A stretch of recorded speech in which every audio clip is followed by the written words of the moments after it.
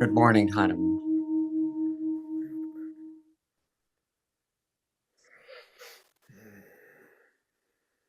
Um, in your beautiful email to me, you asked me to ask what I wanted and what I needed.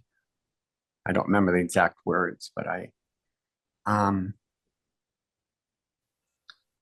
it is clear to me that what I want is more of this. What I want is um, more of this. Um, the lately in the past, since all the things that have happened to me in the last 9 months or so, and before that, and everything, um,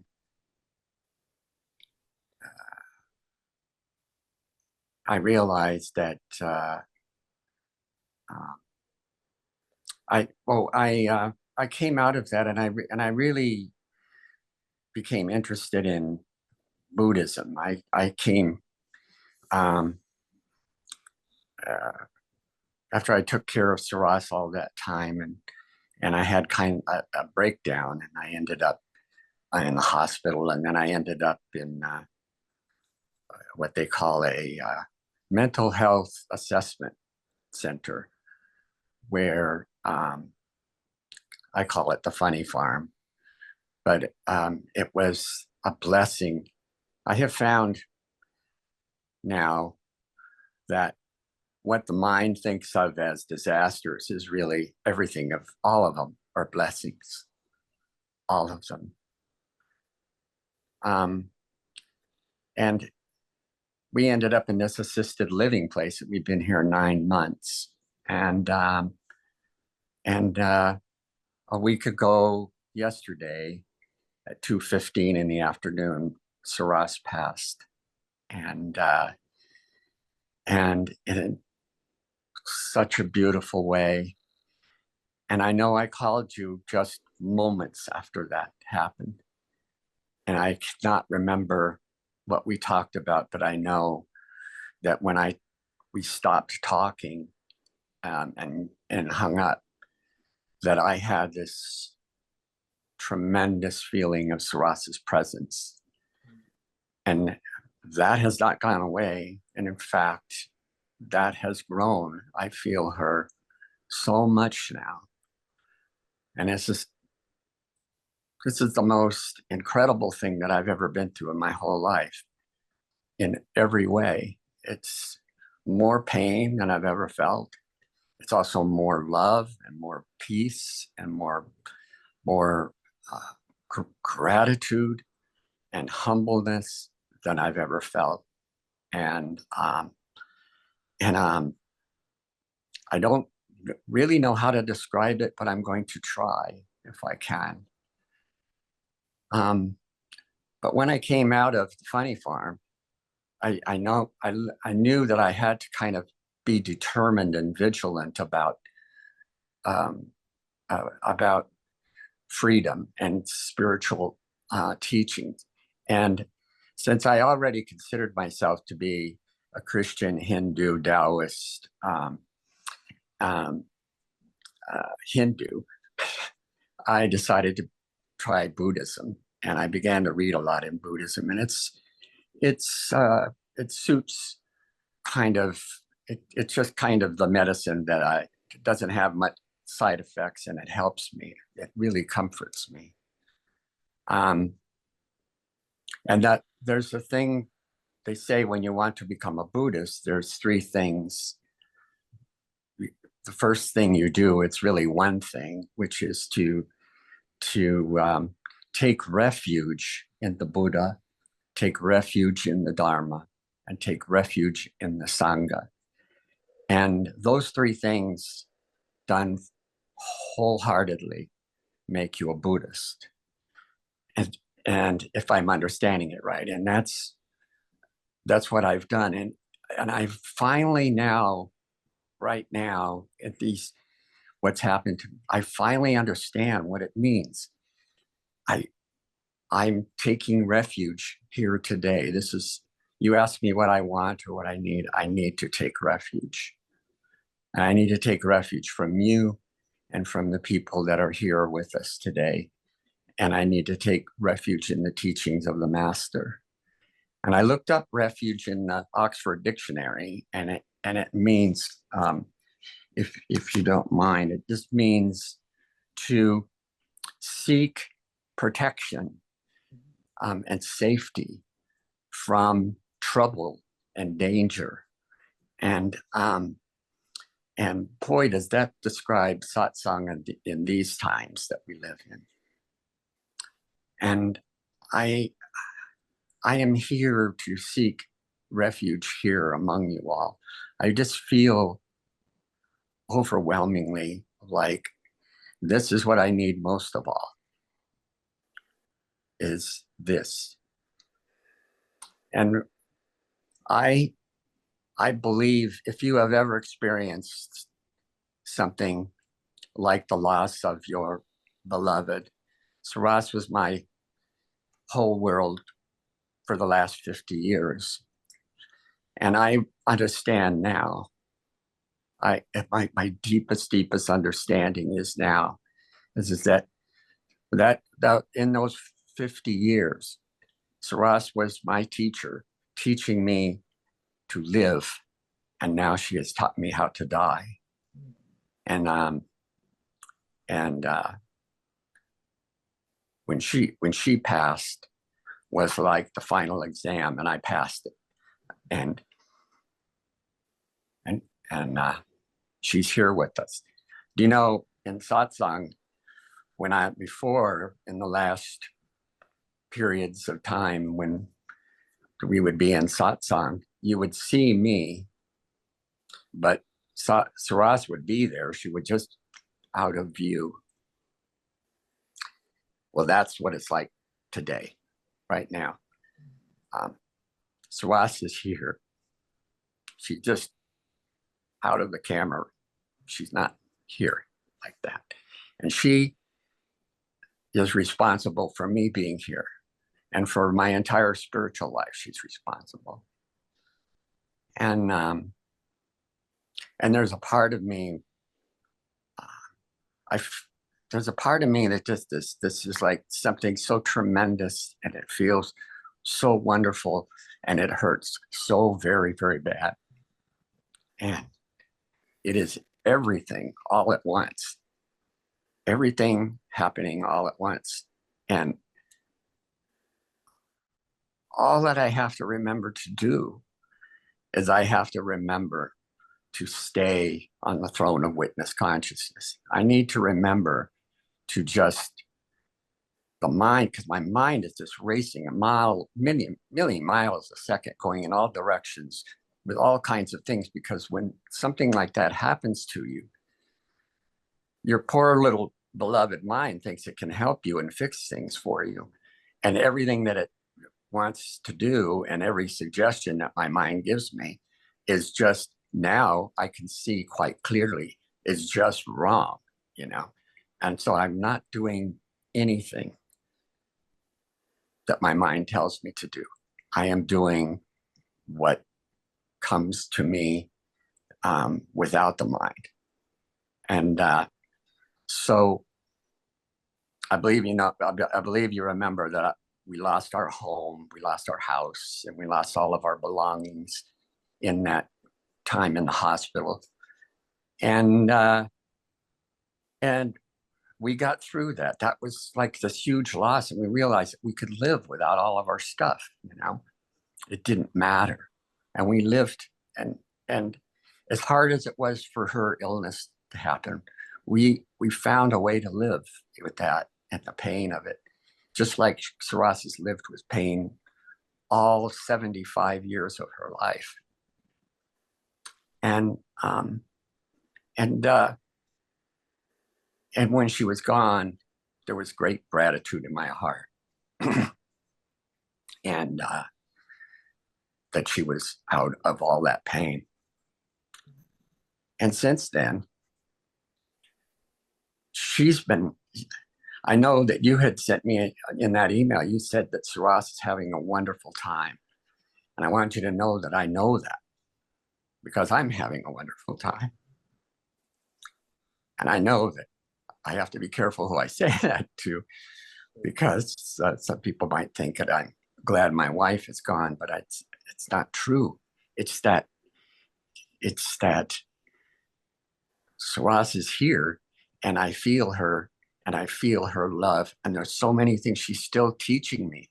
So many things happen all the time, and I know that it's her because I can feel her, and she's still teaching me, Hanuman, still showing me how to be in this time without her. And it's I'm I feel so humbled by it.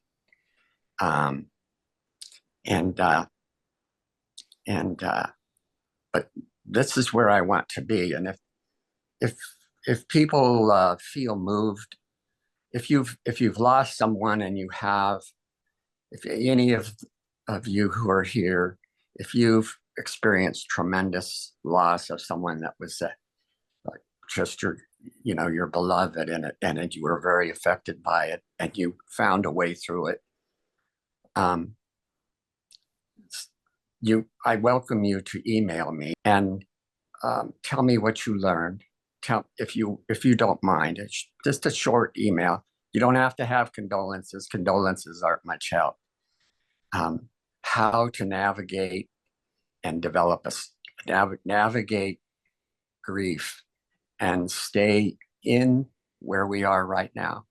Stay in satsang when satsang isn't happening, and to be and um, and that's what I'm asking for, and that's what I need is to do that.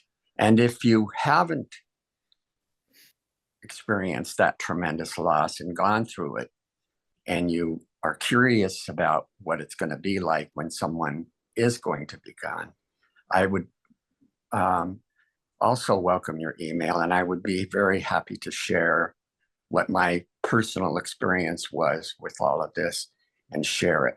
And so that's what I'm asking. And I think that's what I wanted to say, except deep, deep thanks to you and gratitude to you, Hanuman. Couldn't do it without you.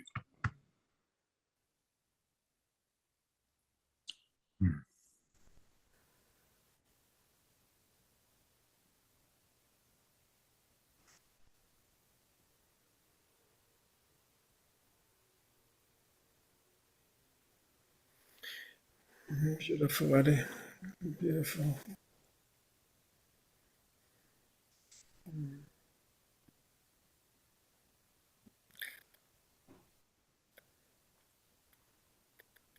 I don't even want to hear the sound of my own voice after the beauty I just beheld. And behold, even now, looking at your beautiful face, Eddie, it's such grace too. It's grace and it's humility to be able to ask for what you need, what you wish. Truly. Yes.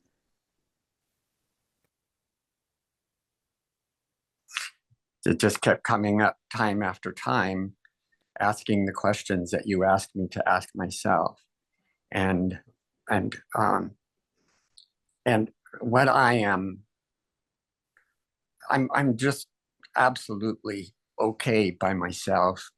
I'm just here in this apartment in the assisted living center, and with me and my um, little gray cat, he's an old gray cat, and I'm an old gray cat as well. And just the two of us here, and and I don't have any family. I have friends, but I don't have any family. I have no children. I have no grandchildren. And so normally when this hospice thing happens, like the bereavement counseling and stuff isn't even coming until Monday. I thought, wow, I could have used some bereavement counseling right after it happened. But normally that's all the family stuff, the funeral and the gathering of the people, and do all that, and before the person who's the survivor is ready to be um, um, uh, ready to have the bereavement counseling. But there was none of that. So um, I kind of made my own. I started getting out and going around, and I felt one thing that Suras, the biggest gift that she gave me, Hanuman, was something I could have never expected, because it's never been me. It's never been the kind of person that I always saw myself doing. But I love everyone. I mean, I love everyone. It cracks me up to even say it, to even think it. I go out, and go grocery shopping. Yesterday, I talked about 15 minutes to the guy in the produce section at the supermarket because I was curious um, um, about why my organic potatoes turned into houseplants. When I bought the other kind of potatoes, they just were ready for you and you could cook them. And so, yeah, anyway, I won't tell you that whole story, but I would have never asked even a question of him. That's Suras. Suras was like that. Everywhere you went with her, she would talk to people. She loved people. And I always would stand back. I was apart from that. And now she's in me, and I love everyone. I went I went to this cafe, kind of like you might call it a greasy spoon kind of cafe. It's called the Freeland Cafe. I'd never gone there because I have a special diet because of celiac, and we were vegetarians, and it just looked like a place I would never go. But I was hungry, and then I didn't know where to go, so I just went in there and went and sat at the counter, and I was telling the waitress that I'd never been here in 30 years. I ordered a breakfast, and was eating my breakfast, and there were two big guys by the door, and they got up to leave. They paid their bill and they left. And the waitress came up to me and she said, those two guys just bought your breakfast. That's there's some vibe or something. I love everybody, and everybody's just being so nice and kind to me. you know I spend part of my day talking with all the people here in the assisted living place, and I love them all, every one of them. I love all of them. There's they're wonderful, wonderful people, and people come up to me and give me bear hugs.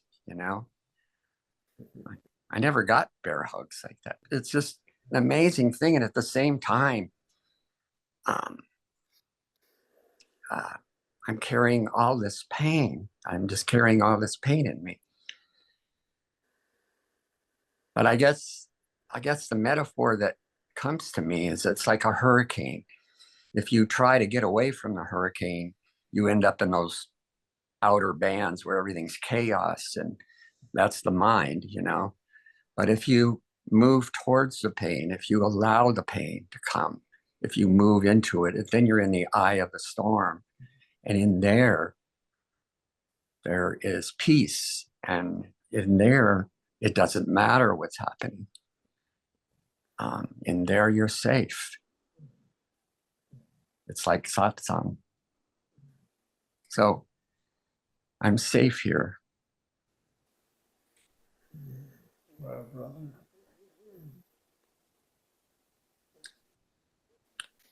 Thank you, Eddie. All right. Thank you. Okay. Thank you. Thank you. Bless you. Thank you. Beautiful sharing. Beautiful, Eddie. Thank you. Thank you, Hanuman.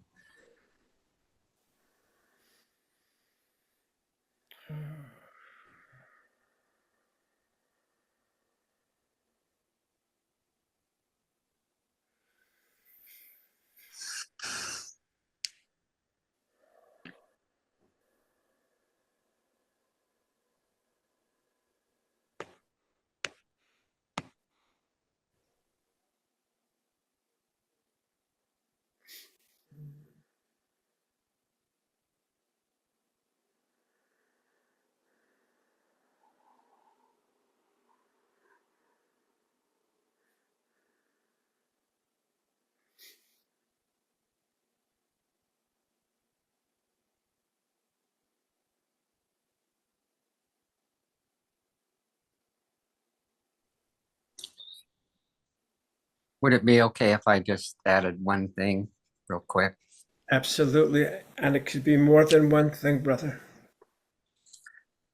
Well, after I looked up refuge in the dictionary, the Oxford Dictionary, I wanted to find out from a Buddhist what was about the sangha, about the refuge in the sangha, and it's just one paragraph from a book that I have called "Awakening the Buddha Within" by Lama Surya Das, and it has a beautiful. When I read this paragraph, this is what this came up as true of our satsang here. Spiritual energy is healing energy. When any group gathers with a dedication to something greater than one's finite individual self, the accumulated energy is almost palpable. When Jesus said, "Where two or more are gathered in my name, there shall I be also." Jesus was affirming the miraculous spiritual power, the delightful synergy of sangha. When we dedicate ourselves to a cause larger or longer lasting than our own mortal selves, we edge in the direction of immortality.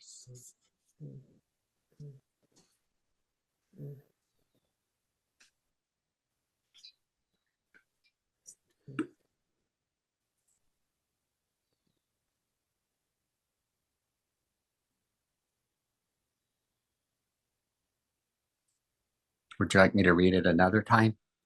Please. Okay.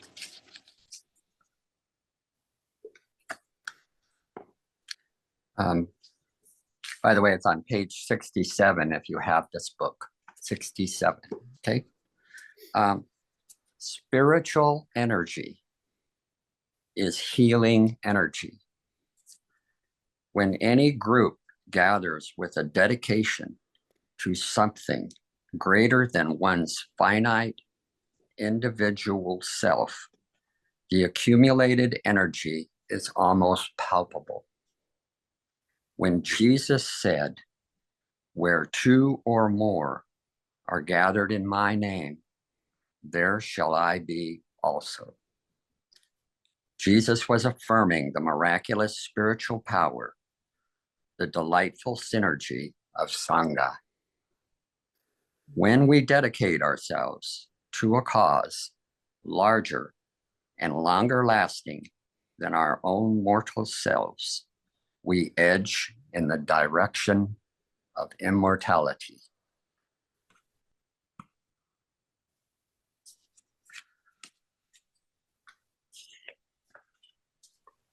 Beautiful, Eddie. Thank you. Thank you. You're welcome. Thank you. Surya Das is an American Lama. Yeah.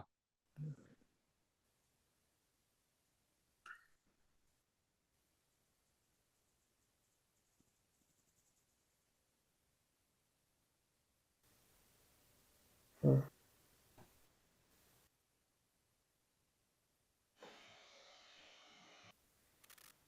So one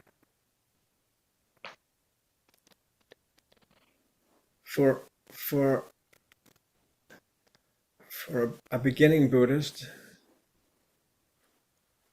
a really great place to begin is to recognize one's own Buddha nature, that already always is.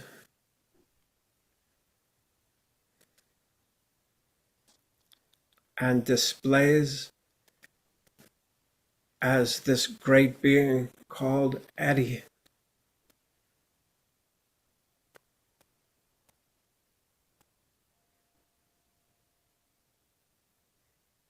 In that way, the Buddha is recognizing his human nature as well, and sees that one's Buddha nature and one's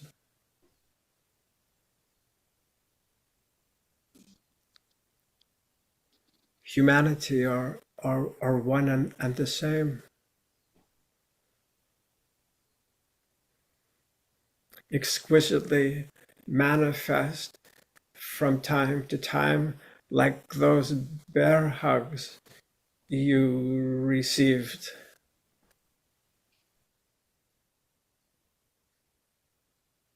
Yesterday, was it yesterday or the day before yesterday? I, I was driving back from a doctor's appointment, and I stopped at the bagel place where I used to stop every Sunday and pick up bagels to bring to my folks' house. And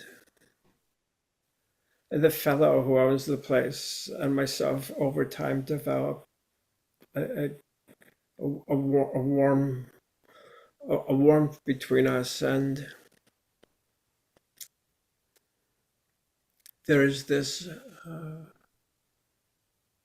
going to forget the name of it, this new bagel place that opened up in Marin. Could be Boychuk bagels. And as I was bringing the bagels to my car, I stopped and I felt I had to share these words with him. I went back in to the store and said, I went to, I didn't go, I had some Boychuk bagels, and I could tell you they're twice the price and not half as good as yours. You'll always have the best bagels in Marin. And the face, the light that turned on in his face. In these moments that we can have day in and day out, these moments of sharing that love, Eddie, that you speak of, that love for everyone, to bring a moment of joy that will last him a day or a week. Yes. A few Yes. kind words. Yeah. I Hanuman, that's the this you said the human nature. My experience this last week has been myself watching myself moving around in the world and talking to people and doing things and stuff like that. And I'm finding that from that point of view, from that point of view of the witness, by that point of view of awareness, there is no problem with my human nature and my human life.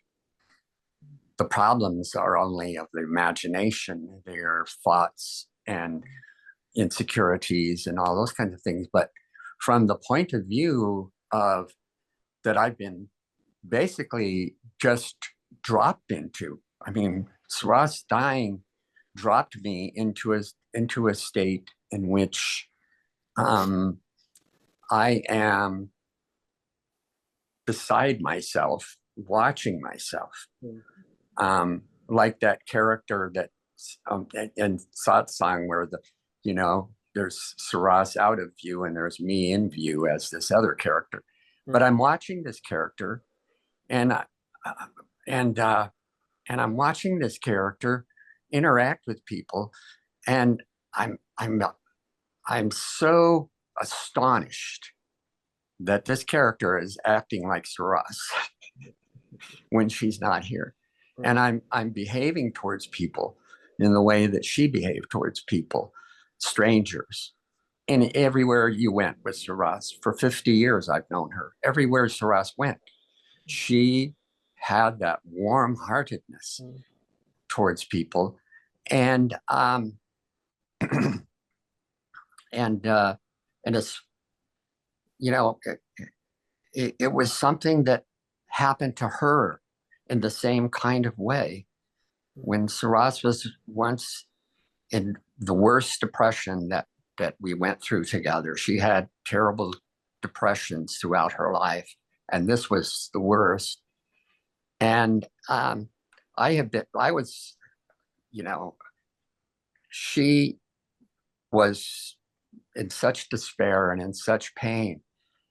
And the moment that this occurred, she went into the bathroom and saw herself in the mirror.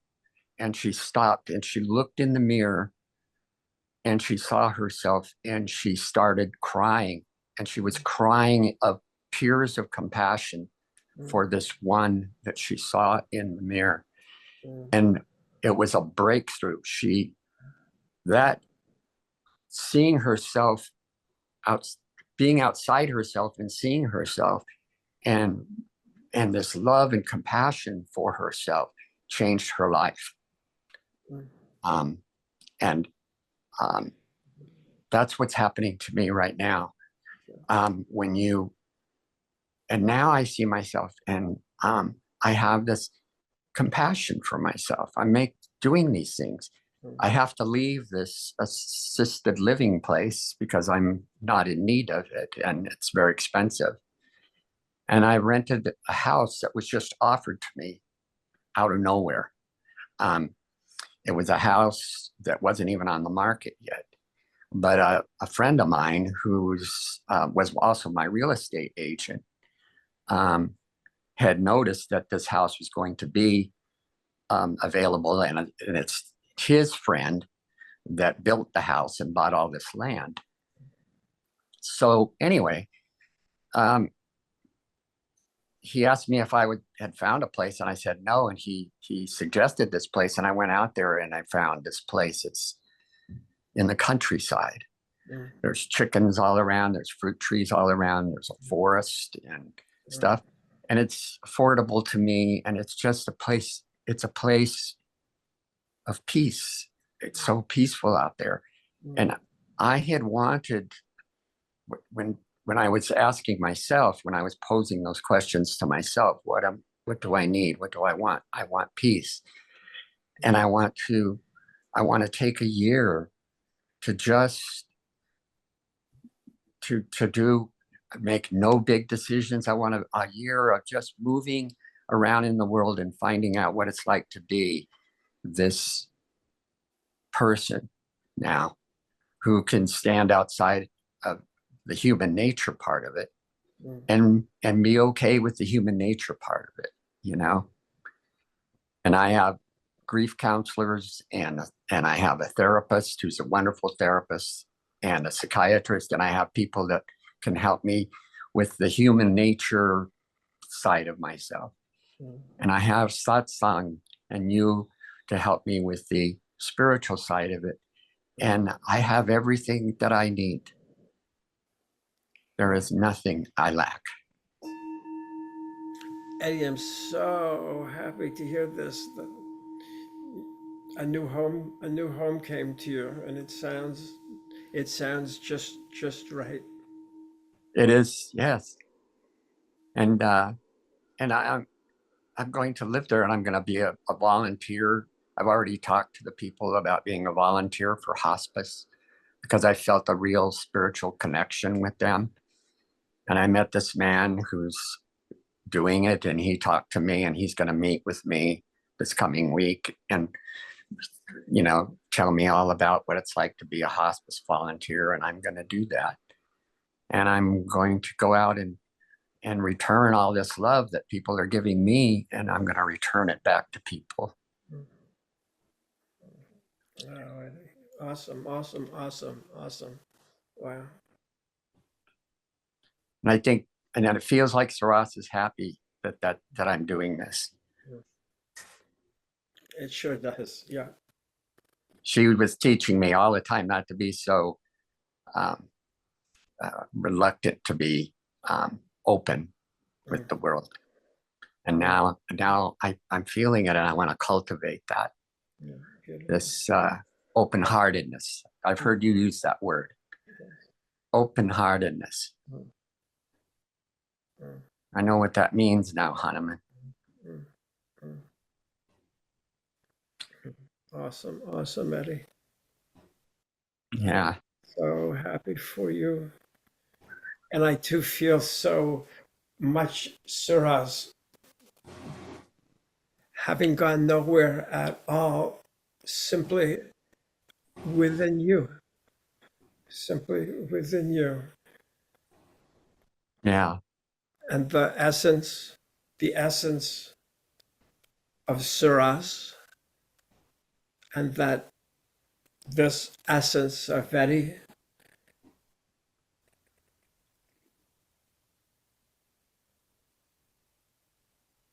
it's not the one sitting on the throne of witness consciousness, but the witnessing that of this display that is you, Suras, Steve, Kathleen, Doug, and on, all of us, this one family in a sense of this same Buddha nature being shared in our own individual ways. No wonder Ramana said, "Where would I go?" in reply to, don't leave us. Where would I yeah, go? Where would I go? yeah,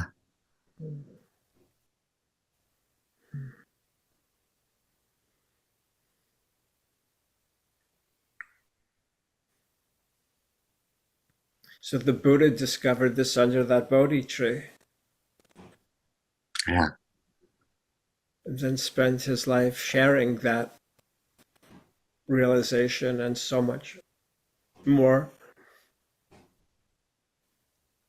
Eddie, to me, you're simply extraordinary, amazing, beautiful, fantastic. And I truly bow to you, Eddie,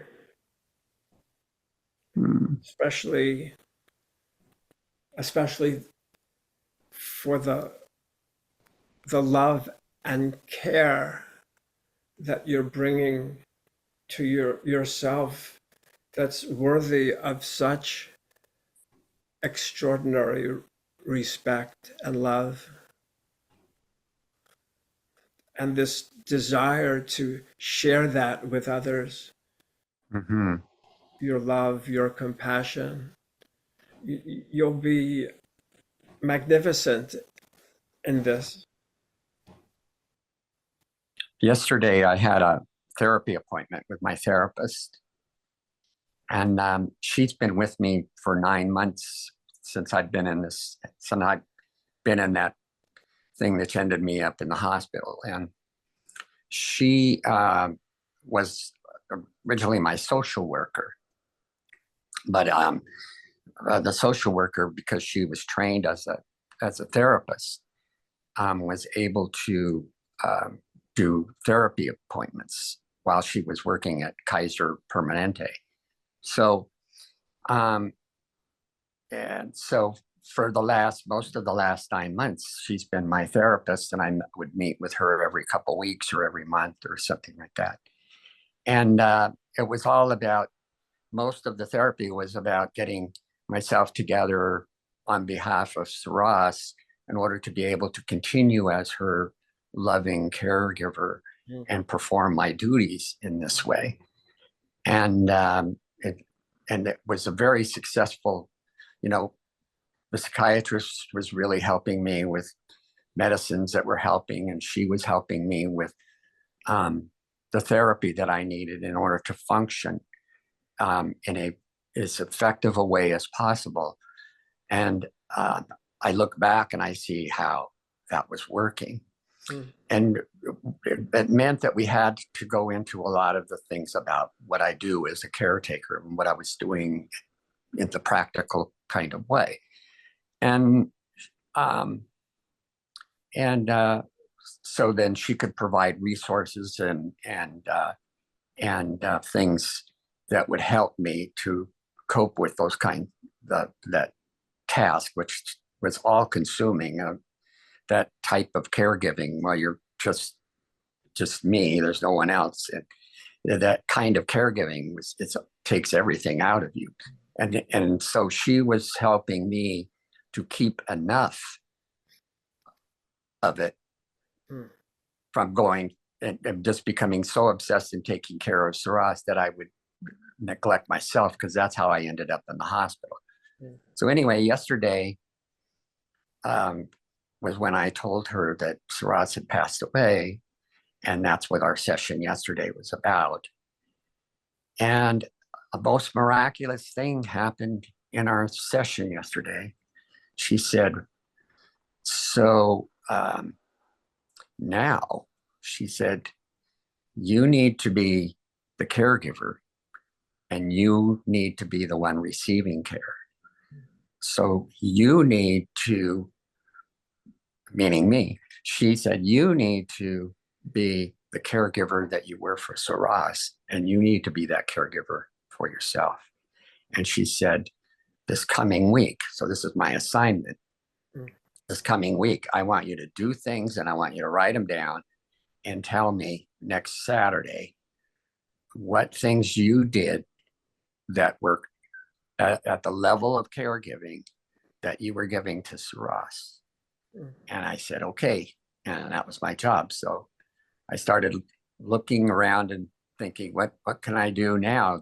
So I went down and went to a long walk on Double Bluff Beach, where all the people are playing and their dogs. It's a free dog park kind of place. And what an uplifting time that was, just to be out walking. I hadn't walked in a long time. But to see all these people and the joy of life on the beach and the dogs running and all of that was just this display. And it was just a magnificent display, and I loved it. And I thought, I'm going to do this more.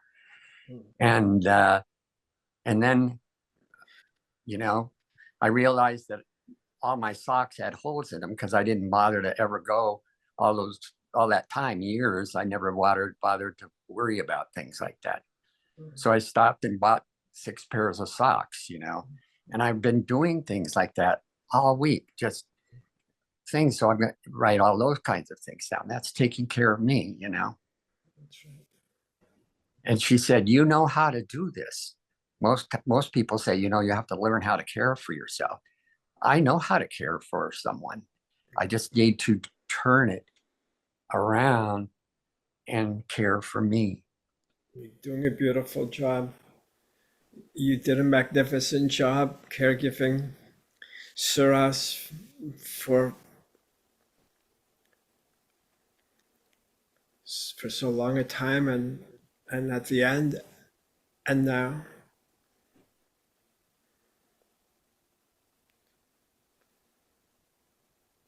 That wide open heart is a font of caregiving and love and compassion, forgiveness, mercy, respect.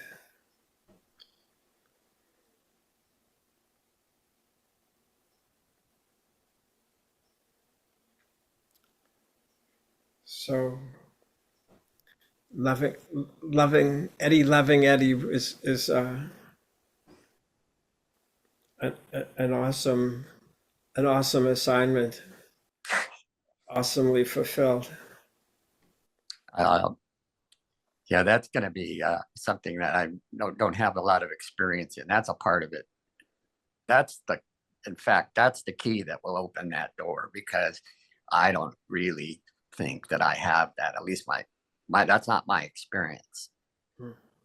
I am I have not been Eddie, loving Eddie, throughout my existence on this planet, Hmm. and I wasn't raised to do that. I wasn't raised to love myself, and I um, and so I did not have that, and so but I did have that with Suras.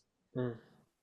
Suras undeniably and inconceivably loved me no matter what, Hmm. you know, and not it's not just that Suras loved me so much, but she also clearly saw me.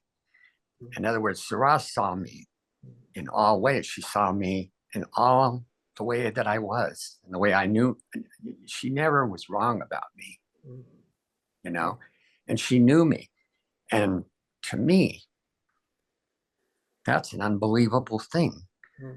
That in my that's an unbelievable thing to to feel loved by somebody who also knows you like no one else has ever known you, you know, Hmm. and to take that in and to be able to take that in over 50 years of taking that in from the moment we met, um, all those years ago, and to be able to take that in now and live as if that is true, and to live that truth To live that is truth. that's the hardest thing that it's going to be for me, to be my own caretaker, um, and I'm the one that has to do it because A magnificent start, Eddie. The wisdom that you've acquired and that you'll put into practice in terms of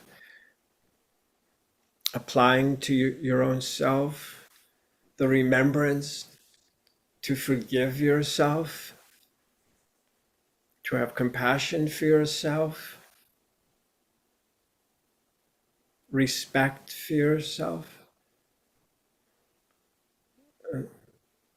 to love yourself, all of this unconditionally meaning no matter what,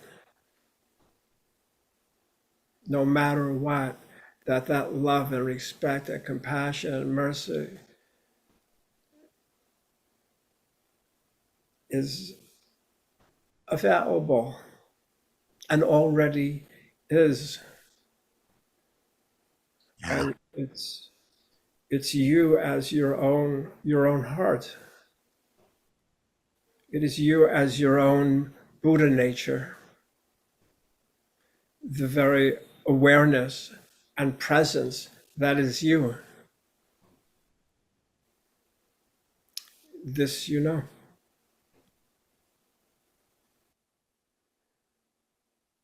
I understand. As you say, that the hardest part, it's not so much the hardest part, it's allowing also it's allowing also the time and space to feel whatever it is you might be feeling that might be challenging. Just to allow that, welcome that, give that its attention, what it is you may be feeling in any moment. And then, whenever you wish, you simply just return to the throne of witness consciousness. When once returned, you realize I've never left this. Mhm. This that's the already always isness that I'm speaking of,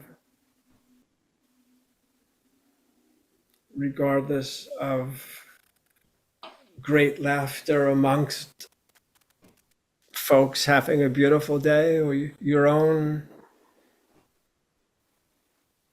hurting, pain. you find that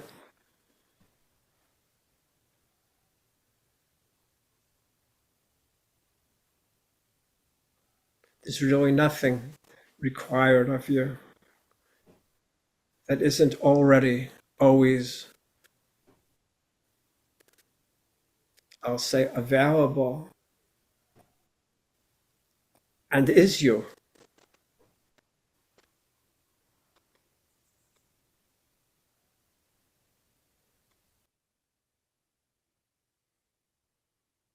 One thing I do, Hanuman, that has helped me a lot is I'm I don't sleep past I I fall into bed exhausted, and then I sleep for a few hours, and then I'm awake, um, and uh, and I'm awake, and I feel uh, it's not like I, I'm awake, but I feel kind of displaced, like when you first wake up and you're displaced. But I also feel everything is all right. But when I wake up and I write in my journal, and I just write and write, and I don't edit. I'm just writing, and I write and write and write, and I get it all out, and I get it down, and I sob and I cry, and I'm just like I and just I and that, I've never been a crier, and I'm just sobbing, but only in the dark hours. And what I do is I get it all out, and then after a while, after a few hours of this, sometimes 3, sometimes 4 hours of just writing, and getting it all out, I begin to start feeling this uplifting feeling from it after all that crying. And Suras is, I mean, the way Suras lived was, you know, Suras was funny. She loved to laugh, and laughter just came so naturally to her, and just like loving it. And but the thing that was so um, what Suras, the way that she lived, to be able to live with all that suffering that she put up with, and the worst depression of anyone I've ever known, and to be able to still be childlike, like she was as a child, to be able to play and tease people and to live that way. I mean, you knew her like that. She was joyful. For her to be able to do that, she had to live by, if you can't cry, you can't laugh. And that was kind of a motto, kind of a thing. Like, you have to feel the pain. You can't just put it in a closet somewhere and think that it's going to go away. You have to you have to cry, and then I, then you can laugh. And I become this like jokester. I go out and I say these things come into my mind. They're jokes, or things like I feel like I'm Robin Williams walking around. I say funny things, and I don't know where they come from, but it causes a laugh between me and whoever I'm telling that to, and that laughter is the fruit of those dark hours of crying in the night.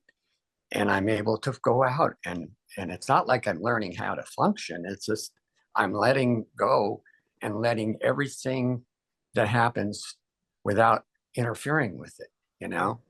I take the mind and I just put it in a little box and put it in my pocket, and I go out without any mind. And I'm not doing very well mind wise or physically wise, because I've got a lot of physical symptoms I never had that I have to go to the doctor for. And if I step into the mind and I allow the mind to go, then it's just a freaking mess. But so I have to stay out of there. It's like a closet that you just don't want to even go into. But I don't need the mind for most things. I just need the mind to plan a few things, do this, and I make a list, and I let the mind, okay, now you've given me my list, and I'll just go sit over there, mind. I'm going to take your list, and I'll go out and take care of these things. And that has been kind of the way that I can move around in the world and be okay, because I'm not taking my pain out. I'm not taking my pain out. I'm taking my love and my joy, and I see that as coming from Suras, and that helps me to just let it be. Just let it go. Doesn't matter what I say or do.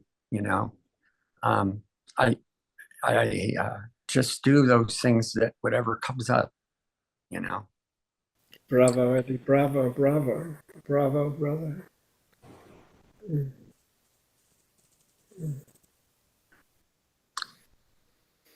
Mm.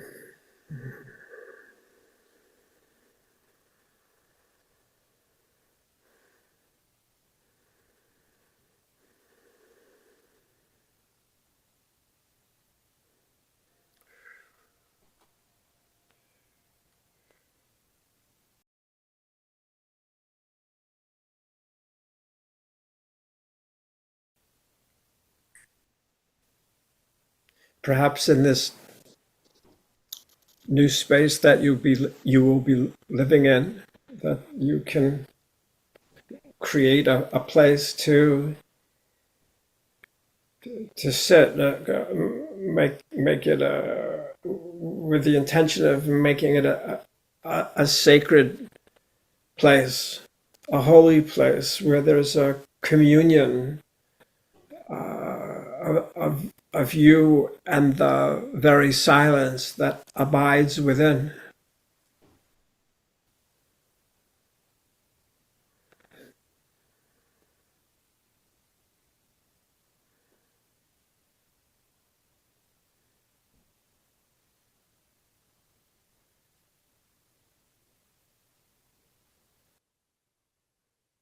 Yes.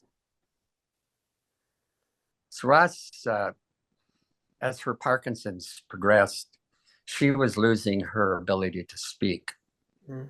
audibly. And that was something that was taken away from her gradually. Everything in Parkinson's is gradual, and it takes away everything gradually. But that was a hard one for her because we spoke together for 50 years constantly. We saw it as one conversation that we just never stopped. Mm.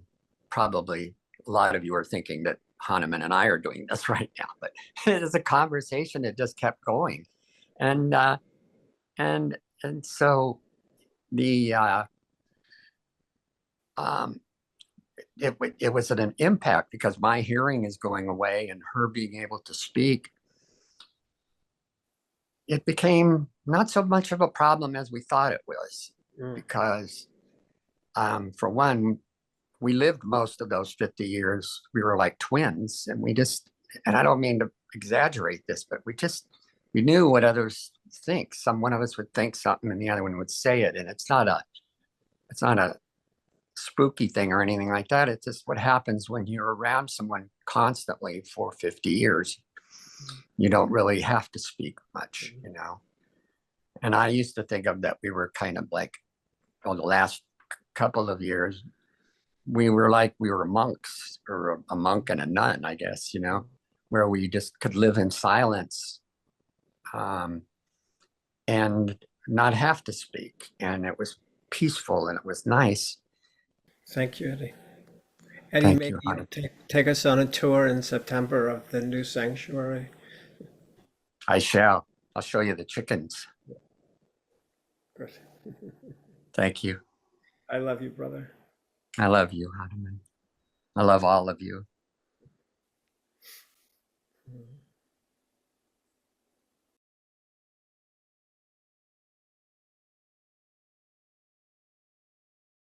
Hanuman, Kathleen. I wanted to share something with everyone, but specifically, I wanted to offer this gift to Eddie this morning. Mm. This comes from This. Papaji.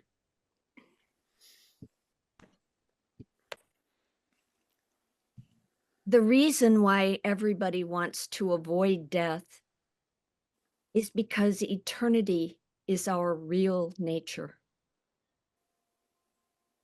Death is not to be feared because it is an enjoyable and happy occasion, and it only hurts one who has anger, greed, attraction, and aversion. Death only comes to an active mind. Even the gods must face death. All die, but there is no grief because the indweller lives. Death is only the 5 elements returning to themselves. The essence of wave, ocean, and raindrop is still water. Nothing can be lost.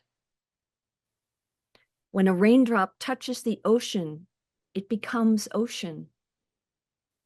So do not fear death, for nothing can ever be lost, and nothing can ever be gained. Death only takes those who have become something.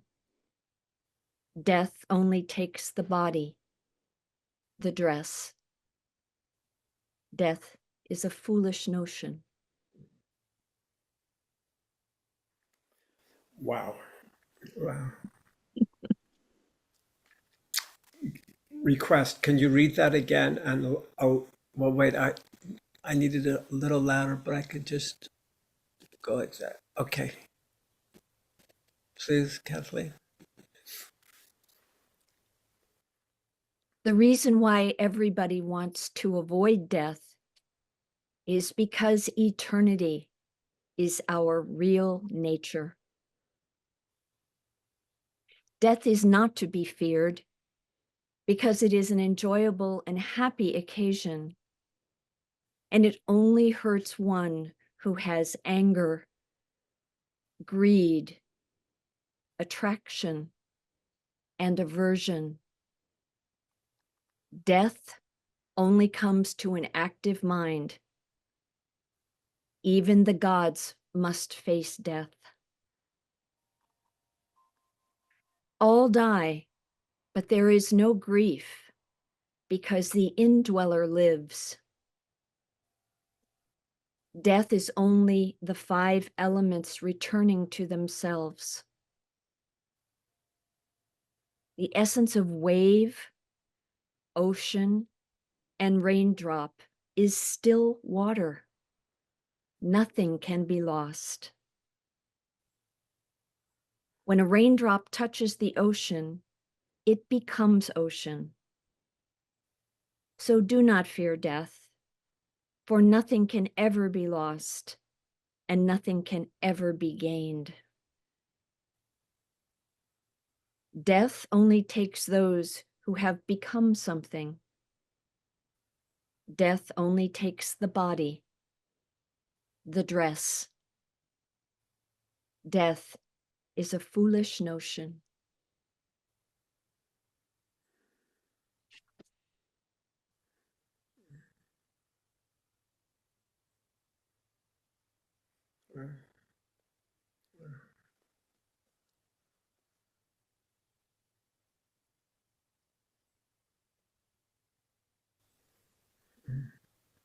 Thank you, Kathleen. Thank you both.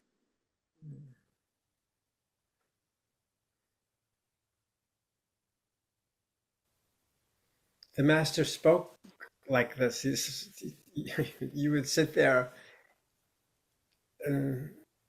well, wherever room he was, and in Satsang Bhavan or in his living room, his bedroom even, and to hear him,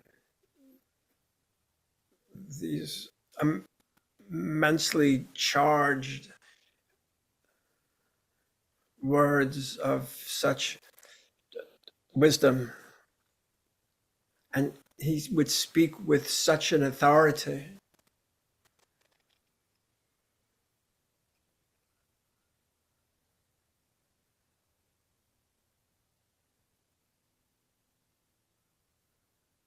And in his presence, just being in his presence, the mind shut down and the heart torn open and no resistance, just total receptivity to both his words and his transmission was an immense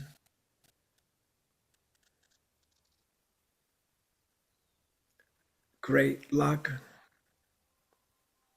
to find oneself within earshot of him.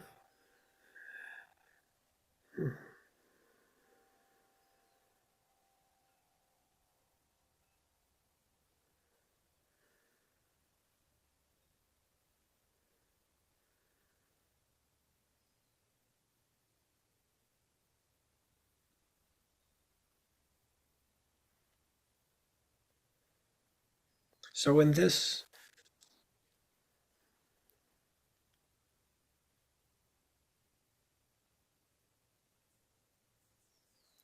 great good fortune to be within the presence of this being, the master,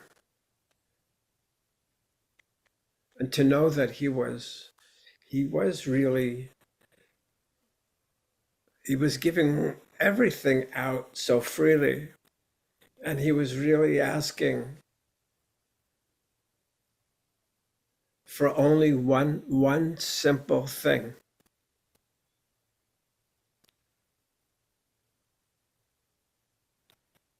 And that one simple thing would be to look to where the finger is pointing. Don't sit here marveling at my words, the master. Don't simply understand what it is that I'm saying, the master's saying. But just this one thing, look now. Look now. Now is the opportunity for this simple scene.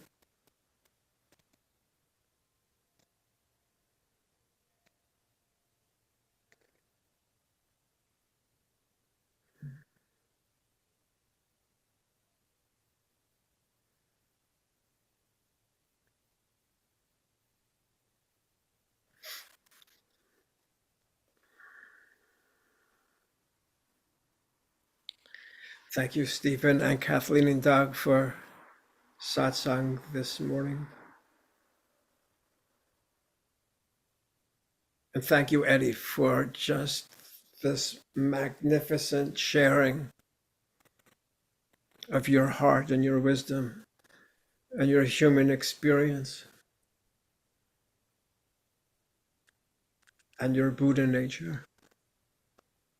Thank you for sharing all of this.